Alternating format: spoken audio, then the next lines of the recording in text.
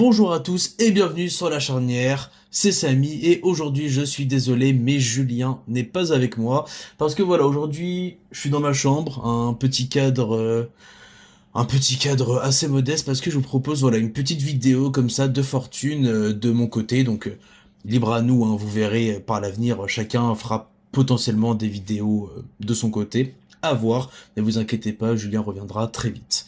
Aujourd'hui, je voulais vous parler d'un sujet qui me tient particulièrement à cœur.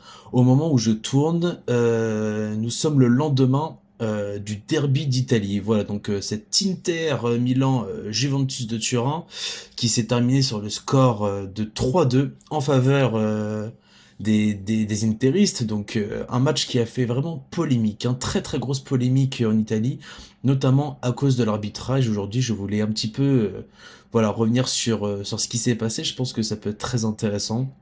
Donc l'Inter qui voilà maintenant prend 8 points d'avance sur le Milan AC qui est deuxième avec un match de retard certes, hein, ils joueront mercredi il me semble face à Comme. Mais voilà, en attendant, au moment où je vous parle, l'Inter est premier de Serie A avec une très bonne avance. Donc voilà, certains voyaient un comeback du Napoli cette saison, pourquoi pas le Milan d'Allegri, j'y croyais pas trop, pour moi l'Inter était favori.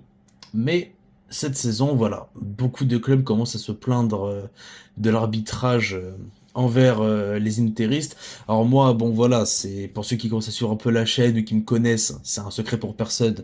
Je suis tifoso Juventino, mais je vais m'efforcer de ne pas faire une vidéo qui soit pro-Juve ou anti-Inter. Je vais essayer de rester objectif un maximum. Et pour commencer, j'aimerais d'abord voilà faire un petit récap du match d'hier. Donc c'est un match qui a été assez disputé quand même malgré tout. Donc on a une ouverture du score à la 17e minute de l'Inter. Donc énième faute de Michele Di Gregorio, le gardien de la Juve qui est dans une période de creux, on va dire. Voilà frappe assez limpide mais pourtant arrêtable je pense, qui ricoche sur Cambiaso. Di Gregorio essaye de mettre son pied gauche et je sais pas. Il a pas le réflexe, le gardien turinois. Cambiasso qui du coup met son deuxième contre son camp au mois de février, le premier déjà contre Parme. Donc ça commence à faire aussi beaucoup pour Cambiasso, hein, qui depuis quelques mois, si ce n'est plus, a un petit peu perdu de sa superbe. Donc voilà. 1-0, Di Gregorio, donc ça c'est un vrai sujet, hein, le gardien de la Juventus ces derniers temps. Prestation en demi-teinte pour lui, on y reviendra après, mais du bon, beaucoup de moins bon aussi.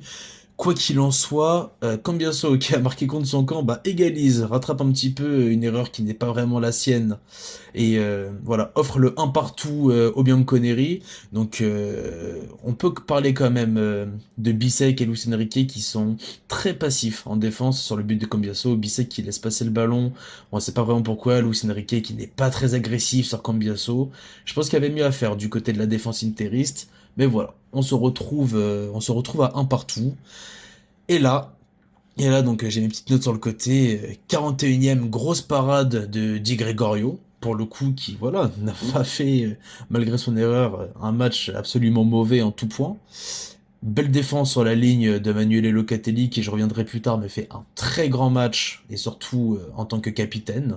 Mais pourtant, c'est là que naît la polémique. Une minute plus tard, soit à la 42e, bah, Pierre Kaloulou, voilà, le défenseur central défenseur central pardon, de la Juve, prend ce carton, ce deuxième carton jaune. Donc le premier déjà était déjà très très très généreux, mais on va fermer les yeux dessus. Il prend ce deuxième carton jaune suite à une erreur, donc on y reviendra sur Alessandro Bastoni, qui très clairement pour le coup simule. Voilà, le contact est très très faible. Et du coup, ce carton rouge va rendre le match un peu plus compliqué pour les Bianconeri. Et retour des vestiaires. Et là, les Bianconeri, malgré tout, bah, jouent avec le cœur. Et pourtant, ça ne suffit pas. À la 75e minute, le but du 2-1. Pio Esposito, donc voilà, le petit crack interiste, je sais qu'il ne fait pas l'unanimité. À titre personnel, je pense que c'est un joueur qui a des qualités certaines. Tête croisée absolument magnifique sur un centre de Di Marco qui venait de recevoir, il me semble, son titre de MVP du mois en Serie A. tête croisée pour le coup, Michele Di Gregorio ne peut rien faire, 2-1 pour l'Inter, et pourtant, avec courage et avec bravoure, la Juve, quelques minutes plus tard, à la 83e, revient à 2-2 sur une frappe du capitaine Manuele Locatelli, donc excellent match encore une fois du capitaine turinois, il a été transformé par l'arrivée de Luciano Spalletti, et voilà, 2-2, et le match semble relancé, il ne reste, allez, on va dire que 10 minutes de jeu en comptant le temps additionnel, mais ce n'est pas là que ça va se finir parce que Piotr Zielinski, en toute fin de match, à la 89e, après une belle parade encore de Di Gregorio sur un missile à bout portant de Bisek, Zielinski arrive, et voilà, on connaît les capacités du milieu polonais, hein, c'est un joueur qui connaît la Serie A et la Serie A le connaît. Un contrôle absolument splendide et une frappe mauvais pied. Et encore une fois, Di Gregorio, qui tentait de rattraper son erreur de début de match, n'est pas réactif. Donc voilà, on voit Locatelli effondré après ce but parce que il est quasiment sur le ballon et il lui passe entre les jambes. Fin du match, 3-2. Et pourtant, eh bien, ce match continue en dehors du terrain. Voilà, donc sur les réseaux sociaux, dans la presse, on parle beaucoup du deuxième carton jaune de Kaloulou, mais pas que, car ce n'est pas la seule faute interiste pendant ce match. Donc, on va revenir déjà dans un premier temps sur cette simulation de Bastoni à la 42e. Donc, Kaloulou qui touche à peine du bout du bras, mais un contact d'une légèreté absolue, Alessandro Bastoni, qui fait mine voilà, d'être accroché, d'être blessé, de tomber. Et là, donc, l'arbitre de la rencontre arrive et dégaine le deuxième carton jaune à Pierre Kaloulou, synonyme d'expulsion. Les Juventini se retrouvent à 10 pour le reste du match. Donc ça déjà, c'est un incident qui est regrettable parce que ce n'est pas la première fois que ce genre de choses arrive en Serie A, encore moins cette saison. Euh, c'est compliqué, c'est un sujet qui est compliqué à aborder parce que donc là on pourrait penser dans un premier abord, dans un premier temps, que voilà, j'essaie de mettre en avant le fait que la Juve s'est fait voler, que l'Inter est favorisé. Certes, je ne suis pas le seul à le penser, je trouve que l'Inter bénéficie de beaucoup d'avantages arbitraux cette saison. Après, voilà, petit disclaimer quand même, l'Inter, s'ils sont premiers, ce n'est pas pour rien non plus, c'est l'équipe qui montre le plus de continuité, voilà, depuis le début de saison en Serie A. C'est quand même l'équipe qui a en soi l'effectif, je pense, le plus étoffé, avec le plus de profondeur de banc. Donc voilà, pour moi, c'est quand même une équipe qui mérite son statut de meilleure équipe d'Italie. C'est la figure de la Serie A depuis quelques années. Mais voilà, on commence à se rendre compte de beaucoup de choses. Le monde, pour le coup, a ouvert les yeux parce que Derby d'Italie, malgré la manière dont la Serie A est considérée, pardon, ces derniers temps, ça reste un match qui est très médiatisé et très regardé à travers le monde. Et cette fois-ci, le monde a vu. Le monde a vu. Et ça devient compliqué. Donc il y a toute une guerre qui a été balancée sur les réseaux sociaux, dans les médias. La Gazzetta dello Sport qui elle-même est, voilà, si on voulait dire un média un petit peu référentiel pour l'Inter, titre que les deux cartons jaunes de Kaloulou sont un petit peu abusés. Donc, où en est-on? Eh ben, on en est que ça n'est pas la seule faute du match, parce que, je les ai ici, il y a une faute claire déjà de Carlos Augusto sur Weston McKennie en toute fin de match. Donc on voit ce tacle absolument assassin dans le dos sur le milieu de terrain américain. Et comme si ça n'était pas tout, sur la même action quelques secondes après, il y a Yann Bissek qui réceptionne le ballon de la main, visiblement, et encore une fois c'est non sifflé. Donc deux fautes claires et nettes dans la surface en l'espace de 10 secondes, sans compter le fait que dans la même période en fin de match, j'allais oublier de vous en parler, on a Diouf qui fait une faute sur Jérémy Boga, pareil, dans la surface, donc normalement penalty. C'est pas pour dire que la Juve aurait mérité une victoire, je pense que le match nul aurait été mérité, voilà, la Juve a joué avec le cœur, l'Inter a fait son taf pendant ce match, mais une faute d'arbitrage par-ci, puis une faute d'arbitrage par-là, à la fin le championnat est complètement faussé, et on en revient à ce débat éternel entre tous les fans de football italien et de clubs italiens de manière générale. La Serie A ne bénéficie pas d'une image propre actuellement à travers le monde. Le championnat essaie de récupérer ses lettres de noblesse, et pourtant, bah, face à un tel fiasco arbitral, quelle est la crédibilité réelle du championnat italien aux yeux du monde? Elle n'y est pas. Parce qu'au final, on voit on critique la Liga, on critique la Serie A, il y a même des gens qui critiquent la Bundes. Mais au final, la Serie A, ok, donc il y a des clubs qui font de belles performances en Europe ces dernières années, il y a des finales qui sont atteintes de coupes européennes, il y a des titres, je pense à l'Atalanta par exemple, ou à la Roma. Mais au final, voilà, le championnat a cette image d'entité corrompue de toutes parts. Et qu'est-ce qu'on peut dire? Qu'est-ce qu'on peut dire face à toutes les personnes qui tiennent ce genre de propos? Bah, rien du tout. Parce que, ok, là on parle de l'Inter, on parle de la Juve, on parle du match d'hier, mais c'est pas le seul problème. Aujourd'hui encore, comme si ça ne suffisait pas, on a ce match entre Parme et l'Hellas Vérone, et voilà, Gift Orban qui ne rentre même pas en contact avec Valenti, prend lui aussi ce carton rouge. Donc voilà, et hier il y a déjà tout ce débat éternel dans la presse sur les plateaux télé. Les arbitres ne comprennent pas la leçon, encore une énorme faute ici. Il y a quelques semaines, lors de Juventus-Lazio, le tacle meurtrier de Gila, ou Gila, comme vous voulez le prononcer, sur Juan David Cabal, bah, voilà, qui fait que le match se finit en deux partout. On avait cette main début 2026, c'était lors de Roma-Milan, il me semble, un partout. Cette main de Bartesaghi dans la surface, qui bah, aurait pu offrir l'avantage à la Roma. On peut aussi penser lors de Inter-Atalanta à Lautaro qui accroche le pied de Toloi, encore une fois non sifflé par l'arbitre. Donc là, je pense que on en arrive à un stade où Gianluca Rocchi, qui du coup est un petit peu le responsable des arbitres en Serie A, commence à être noyé jusqu'au cou. Et du coup, bah, quelle est la solution? Une solution peut-être, pourquoi pas, bah, ça serait que les arbitres puissent, en fin de match, avoir le droit d'expliquer les décisions qu'ils ont faites pendant les 90 minutes. Parce que déjà, de un, ça permettrait aux supporters comme vous et moi, ou à toute personne qui suit le foot, ou même aux gens qui viennent voir le match au stade, de comprendre les décisions arbitrales, qu'on soit d'accord ou pas. Mais il y a aussi cette notion de, ça pourrait donner une forme de pression supplémentaire à l'arbitre, de, je vais devoir m'expliquer en fin de rencontre, et pour ne pas avoir de compte à rendre, il va peut-être falloir que je mette en avant une prestation qui soit un petit peu plus de qualité, quoi.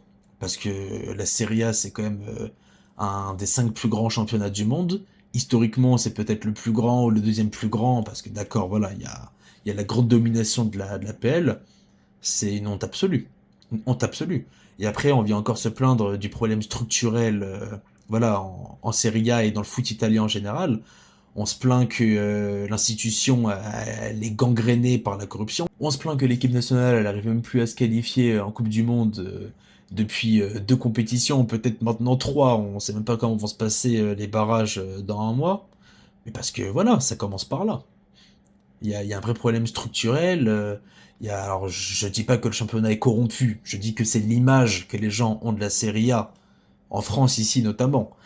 Mais c'est compliqué parce que voilà, il y a quand même des décisions qui sont très très très litigieuses et on en arrive à un stade où je pense que les institutions qui régissent le football italien vont devoir se ressaisir et mettre en place des solutions.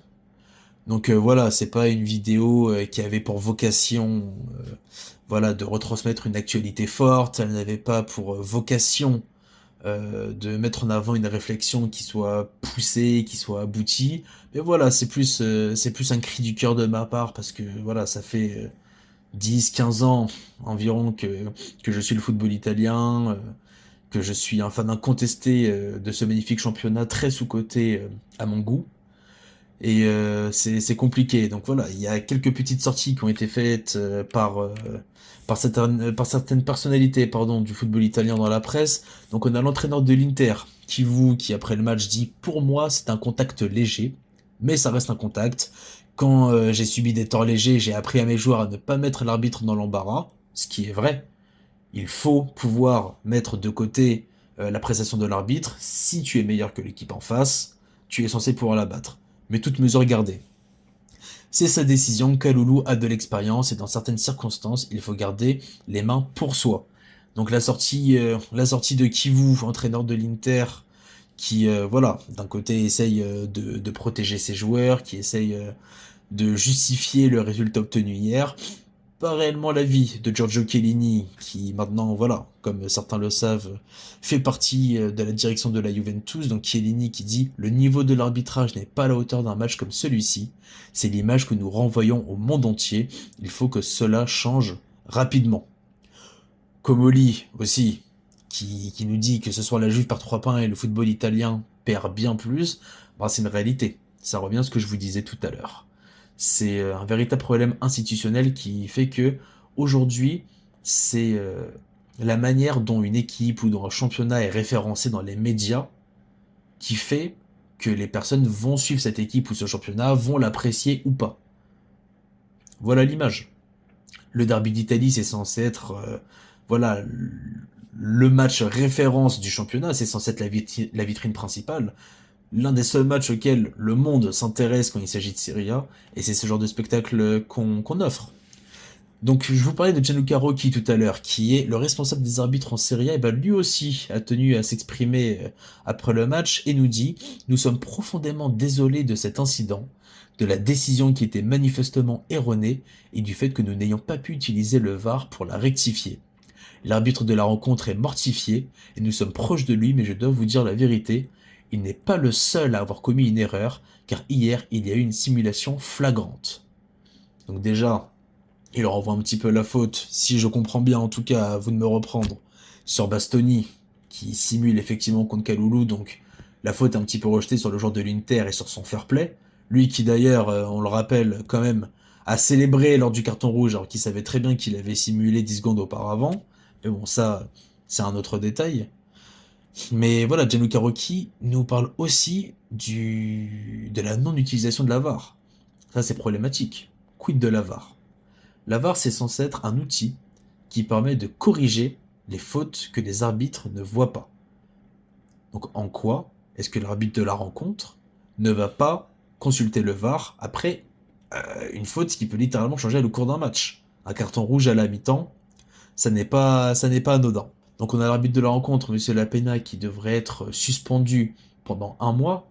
Et bon, on a déjà vu 1 milliard de fois cette saison des arbitres être relégués en série B, en série C, et coupés de suspension. Ça n'a jamais fait changer les choses. Donc je pense qu'il faut vraiment sensibiliser le corps arbitral en Serie A à ce genre de choses, car c'est tout le championnat et la structure du football italien qui va en pâtir.